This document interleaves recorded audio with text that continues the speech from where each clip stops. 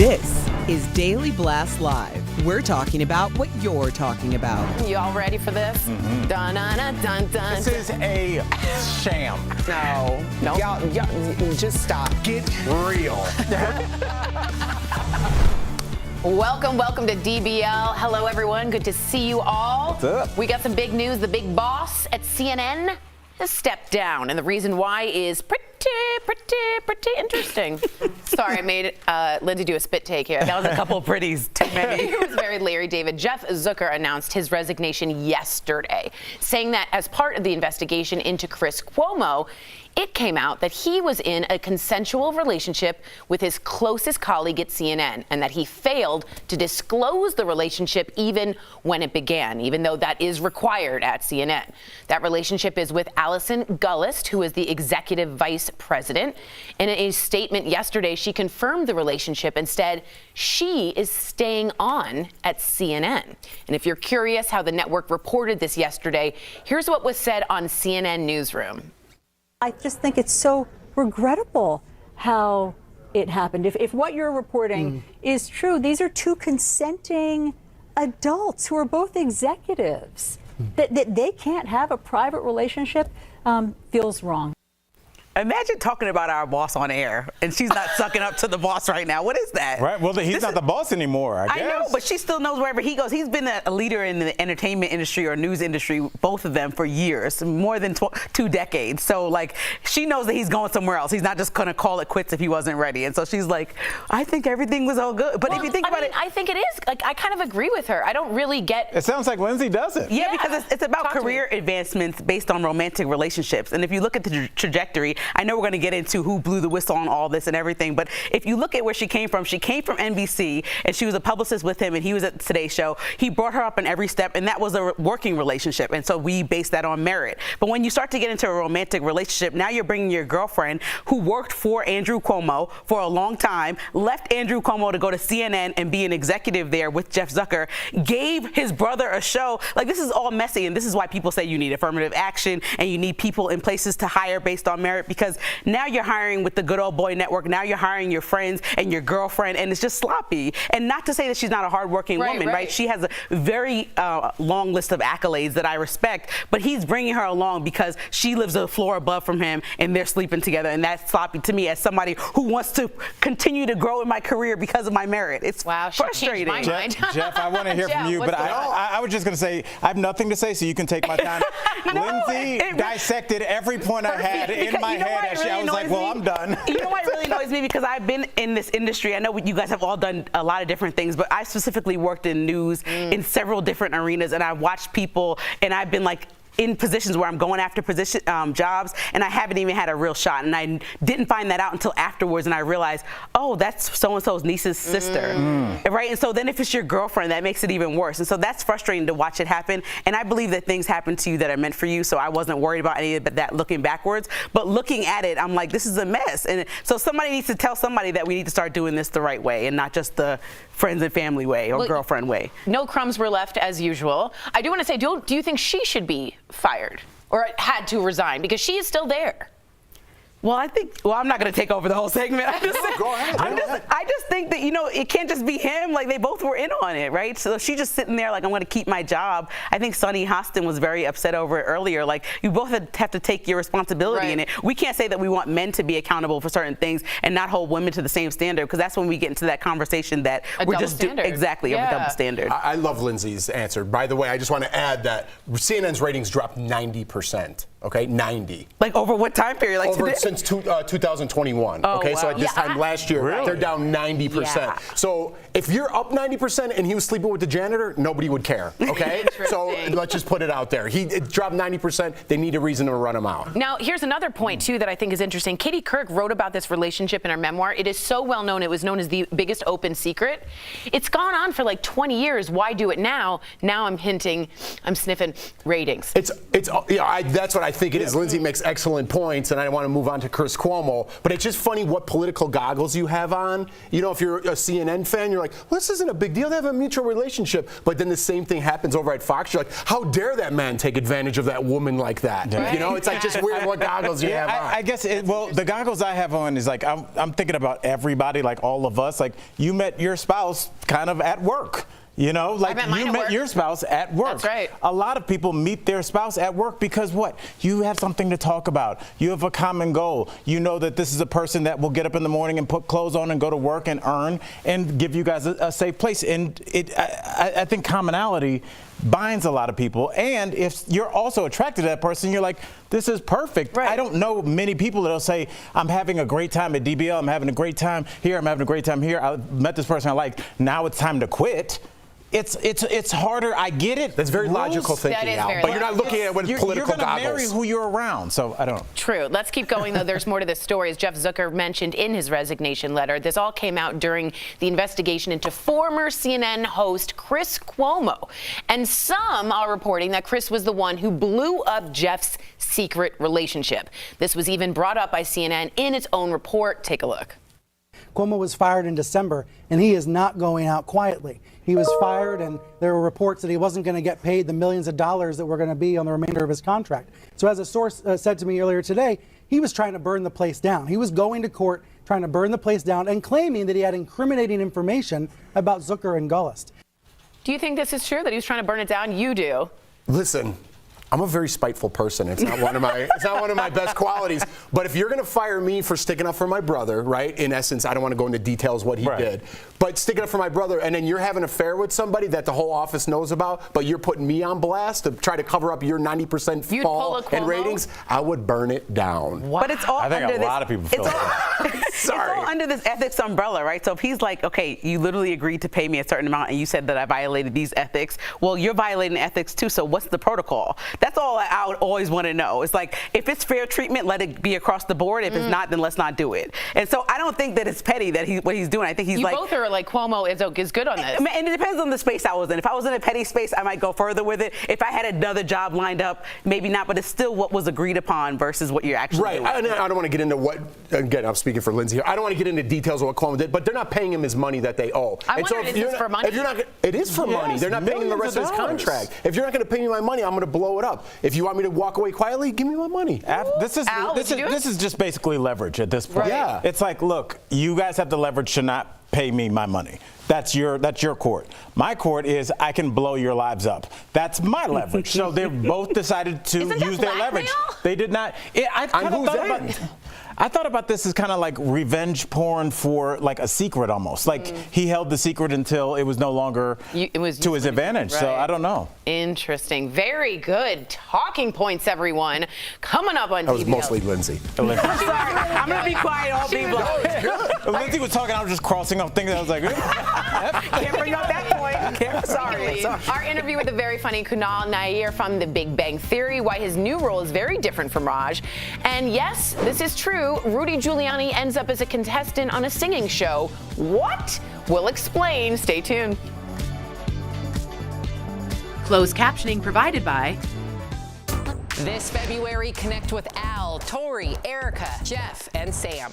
leveled up. I'm here for it. Real conversations are on DBL. I like that. Very nice. DBL, all new, every day. Future home. Like, I'm not doing that. I'm telling y'all. Say it to the camera. Go ahead and trash it. Yeah, exactly. Right, and then they're like, oh, we should do this great big show. Oh, wait, you said this on tape. I know.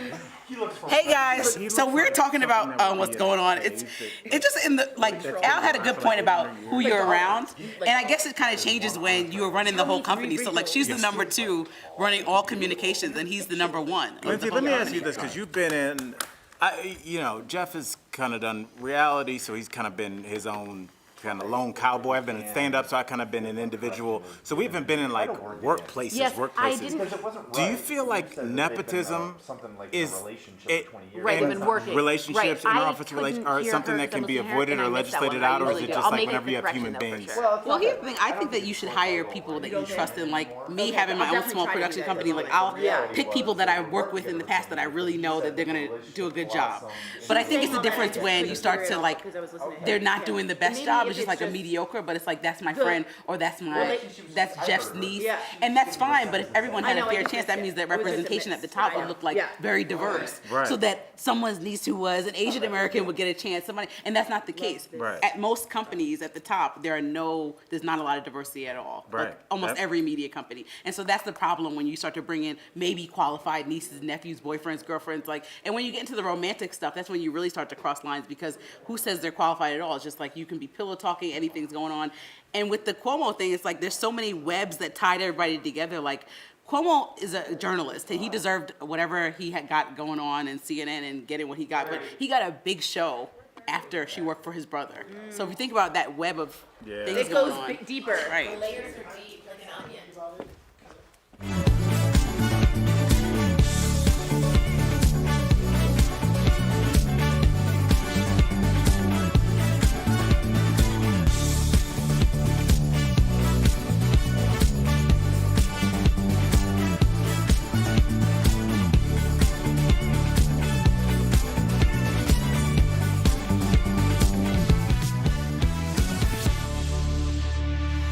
Welcome back. The new the new season. I ruined it. Of The Masked Singer hasn't even. You ruined it. Don't be so hard on yourself.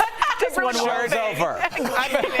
I'm out. Hasn't even aired, but already there is such a controversial contestant. Just a heads up, this is a really big spoiler alert. So if anyone is a fan of the show, earmuffs, okay? But can't they still see it? Yeah. And eye muffs. Okay. According to Deadline, Rudy Giuliani was unmasked during the taping of the first episode. Deadline did not say what character he was or what song he was singing. I know we all wanted to know that. But after the reveal, two judges, Ken Jeong and Robin Thicke, reportedly left the stage in protest. The other judges, Jenny McCarthy and Nicole Scherzinger, stayed on. Now, last season, former politician Sarah Palin appeared on the show as the Bear. After she was unmasked, all the judges did stay on the stage. Jenny McCarthy even said Sarah, quote, kicked butt. What are they thinking? He's literally under investigation as we speak. Tori, you know the law He's testifying better than anyone. Like the January 6th Commission. This man allegedly helped create a coup to take down our government, and he's the bat on The Masked Singer? What is this? It's anything for ratings. What do you mean? We've been seeing a lot more of this. Dude. It's crazy for him to do it. Like, I would think if there's a committee investigating you, they're like, oh, you're having time to go on TV? We'll see you in 2 months, No, because buddy. if he's funny and cute on the show and the court of public opinion is like, oh, we love Rudy again, then a lot of people love Rudy again. I mean, I get that, but I feel like Sean Spicer, for instance, on Dancing with the Stars, like that was weird, but it was over. Like he's in the middle of this January 6th commission testifying, and he's like, I'm a bear. What is that? I'm sorry, I also hate the show. It's not a good look. What way to make a political stand on a show that basically dresses up people like they're performing at Showbiz Pizza, and 2 out of the 4 judges have no musical talent whatsoever. So let's make a political stand on this show where we dress up like characters and sing with auto-tune. Yeah, where are we? Wait, what are you saying about? Are you saying that about the conversation, or are you saying that about the fact they even had him on? But No, the the fact judge that is you walking walked off and you're like, I'm going to show my cards here On this dress-up show. Okay, cool. Way to go. I would have walked off because I don't want my It's name not to the Oscars. What kind of point are you that making? Is their He's job, though. literally- It's a variety show. You don't okay, have now you're showing your political You have hands? a possible criminal, a possible treasonous All right, criminal being like, listen. I'm the bat. Well, then yell at the producer. I don't know. What do you want me to tell you? Everybody let's start a civil war over the Masked Singer. Would it be okay if we walked off here? If there was a surprise guest and it was Rudy Giuliani and 2 of us walked off, what would you say? If you weren't on the panel that day, if you I would just have heard. 100% agreed with walking off. Really? So like, But you have would a only huge want- reputation. Well, you have a huge platform. Have a conversation then. If you want to make it political, turn it into CNN at I want to night. speak to someone who's literally could be a treasonous criminal. But he You don't hasn't wanna been speak to convicted I yet. don't care. He's in the middle of investigation. Deal with it after. Be the bat after, not now. All right. Where does it end, though?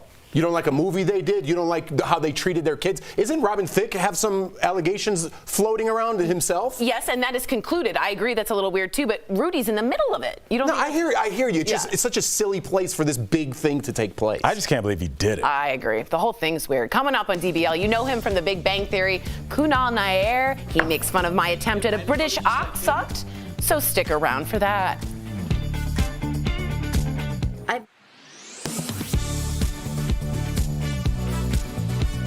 Delta State University basketball player Lusia Harris-Stewart died on January 18th at age 66. As news spread of her passing, headlines appeared online claiming she was the first and only woman to ever be drafted by an NBA team. That accomplishment surprised many social media users. So let's verify. Was Lusia Harris-Stewart the first and only woman to be drafted by an NBA team? We went to these sources for an answer. According to the NBA's draft archive, with the 6th pick of the 7th round of the 1977 NBA draft, the New Orleans Jazz selected Lusia Harris. NBA records and Harris-Stewart's bio in the Naismith Memorial Basketball Hall of Fame confirm she was the first and only woman to be drafted by the NBA. But Harris-Stewart never played in a single NBA game. In a documentary about her life released by the New York Times in 2021, Harris-Stewart says that the Jazz invited her to try out for the team, but she, quote, thought it was a publicity stunt, unquote, so she just didn't go. Nevertheless, we can verify, yes, Lusia Harris-Stewart was the first and only woman to be drafted by an NBA team. With your Fast Fact, I'm Adiante Till.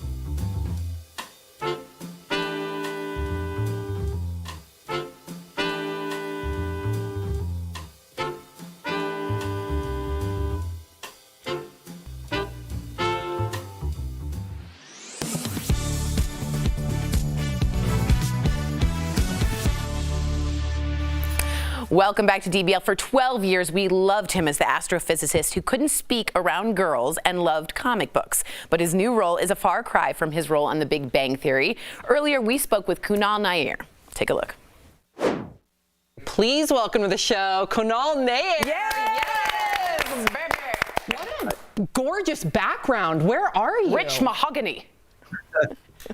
I'm in London right now on a press tour, so this is, I believe, the end of the day for me. It's almost 7:15 p.m. and we've been at it since early this morning. So if I speak nonsense or gibberish, it's just me as a robot on repeat. That's okay. He's exhausted. Yeah, and he's saving the best for last. That's right. Yes, he is.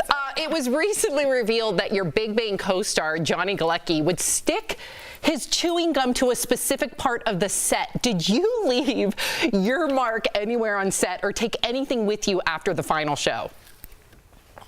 You know, no, I wanted to. There was a lot of things I really wanted to take, and then, we got wrapped up in the emotion of leaving, and everything was, you're not thinking straight. So I didn't take anything. I really tried to take the entire Johnny Galecki chewing gum wall and frame it in my house, but my wife just didn't think that was a good idea as art. Well, let's talk about 12 years on a show, because that is just an amazing feat. It's the stuff that career dreams are made out of. But you recently said that the intense filming schedule made you miss a lot of personal things. So is there one event that you may regret missing the most? Oh, that's a great question. Probably the birth of my niece. I think that's the hardest thing, is because my family lives in India and I live in LA. And as you guys know, because you guys work so hard, that's the hardest thing, is you miss people's births. You miss people's weddings. Like, I was in India recently after the show ended, celebrated my friend's 40th birthday with a lot of tequila and enjoyment. And I missed out a lot of events like that. I turned 40 and nothing happened, and I'm sad too. Okay. Well, if I was your friend, I would have come to your birthday. You just made her whole year. He's a friend. You just got a #1 fan right now. All right. All right, Kunal, Sheldon's character has a spin-off show. If your character Raj were to get a spin-off, what would you want his storyline to be? Ever since I was a little boy, my father wanted me to be a gynecologist like him. How can I be a gynecologist? I can barely look a woman in the eye. I've always said, if we, Jim, his character's name was Sheldon and his spin-off show is Young Sheldon. I always thought mine would be called Old Rod. I think that would just be an interesting juxtaposition. No one would probably watch it, but I think just for my own humor, it would be fun to be called, Old Raj. If you need help having no one watching, you could put Tori on it, too. Okay, we're moving on. Yeah, hey, I'm making a lot of friends on this show, so we'll have at least 4 viewers. Oh man, and I'm one, right? Right? Okay. So people who know, thank you. People who know you for your Big Bang role, my whole family's obsessed with you, but they might be a little thrown off by your British accent on your new thriller, Suspicion. How did you perfect that accent? Oh boy. Sorry. Oh boy. I literally can't believe you just did that, but it's hilarious. That story. Let's go down the reel. To be honest, I would just get into taxi cabs and I would drive around with sort of, they call them black cabs here. Yeah. Just jump into taxi cab drivers and practice with the taxi cab drivers, and that's how I really perfected the accent. Perfected is a strong word. How I got better at the accent. That's smart. Very smart. Great. Now Tori's going to go try and do that. What do you mean, Samantha? Samantha, what do you mean? Lord. Okay, so let's talk about Suspicion. Yes. Because you are one of a group of people suspected of kidnapping Uma Thurman's son. What was it like starring alongside the Oscar-nominated actress? I mean, she's obviously a cinematic icon, and to just have your name on the same call sheet as hers is a great honor in itself. But all the other actors in this show as well, that play such incredible characters. You don't know. It's the type of show, if you don't like suspense, it's going to be very difficult for you because you don't know who's done it until the last few minutes of the 8th episode. Yes. And each episode comes out every week. So if you love that genre, this is just strap in. It's going to be the most incredible show, in my opinion, that you've watched. And it touches a lot on current day themes like the use of social media and how no one is responsible for it anymore and how it can change your life overnight. Ooh, I can't wait. I am so excited. The first 2 episodes of Suspicion start streaming on Apple TV Plus this Friday, February 4th, with all new episodes premiering weekly. Kunal, thank you so much for putting up with us. Go get yourself a pint. You deserve it. Yeah. Have a good day. I'm still trying to get over oxen. Oh, God. Have a good day. We'll be right back. Bye, guys. Promotional consideration is brought to you by... It's so... Omicron is coming off its peak in the U.S., but it continues to spread, and the Delta variant can still be detected too. So people want to know if they can be infected with both variants at the same time. Let's verify. Our sources, cardiologist Dr. Pyle Coley, family physician Dr. Carla Robinson, a study from Molecular Microbiology Laboratory at Feville University in Brazil, and the textbook Medical Microbiology. We took this question to Dr. Carla Robinson and Dr. Pyle Coley, and both agree you can be infected with both strains. It rarely happens, but scientifically it is possible, and there have been few case reports of multiple strains in one individual at the same time. Although it is incredibly rare, you can get both Delta and Omicron infection at the same time. In fact, this study by the Molecular Microbiology Laboratory shows evidence of co-infections of multiple variants of the virus that causes COVID-19. So the way these viruses mutate, they are essentially almost different viruses. And so it is possible to, in fact, become infected with multiple strains at the same time. This is true for other viruses as well. The medical microbiology textbook says one way viruses can mutate is when 2 different strains co-infect the same host cell. It's sort of like getting influenza A and influenza B together. So 2 different strains of the same virus can certainly co-infect the same host. Both Dr. Robinson and Dr. Coley say more research needs to be done on the question of whether a co-infection creates more severe symptoms. If you've got 2 different viral strains at the same time, you can imagine that may lead to more immune activation, that may lead to more copies of the virus, and therefore may actually lead to more collateral damage to your body, its organs, and to more severe symptoms. So we can verify that yes, you can be infected with both the Delta and Omicron variants at the same time.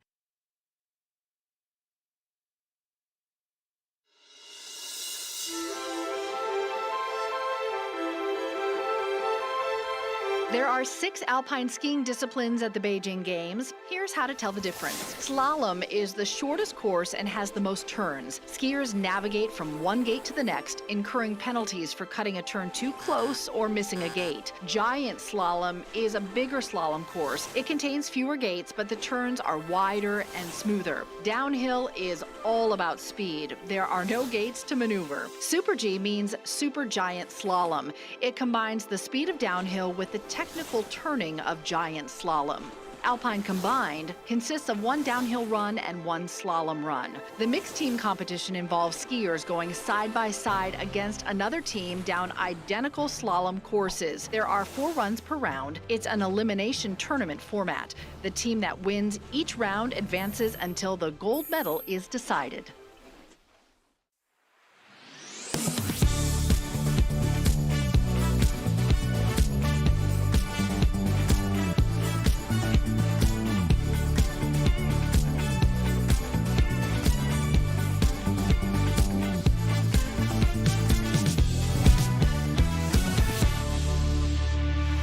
It's that time of week again. Check out what our friends from Morning Save had for us this week.